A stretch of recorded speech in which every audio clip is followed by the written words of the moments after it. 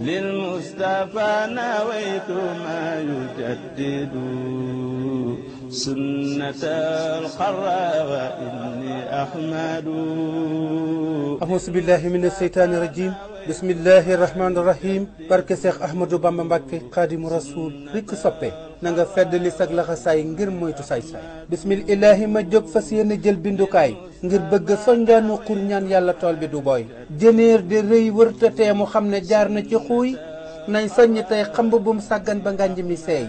Seex Moustapha Diop jógal fedd li sag laxasaay yow da nga daa xiif di mar di rafle bañ di la wóoy kon rikk Diop na nga daw seytaane daa mën a njuuy te mën na laa gere naataange ba xëy mujj gooy jox la teraanga akub saktal di xëy wuti gaay sampal la mbaar te kenoom loo wéeru day mujj naay sa kóllëreeg sa ngor ak sa diine kon bu ko jaay wett li koog wet am ak sa ñàkk lii bu mu booy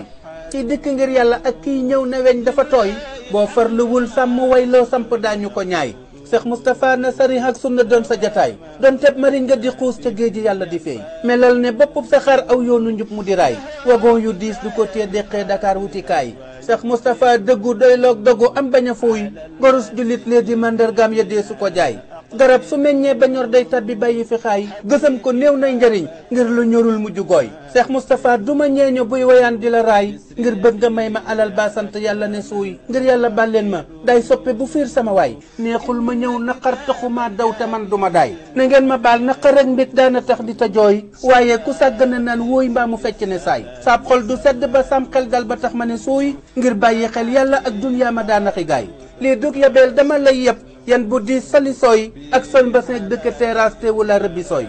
guddik ajjuma fanweeri fan ci weeru avril 2021 Mbàkke Bawal Ahmadou Jongo Baye Jagal baleen ma ak jërë ngeen jëf jërë ngeen jëf jërë ngeen jëfati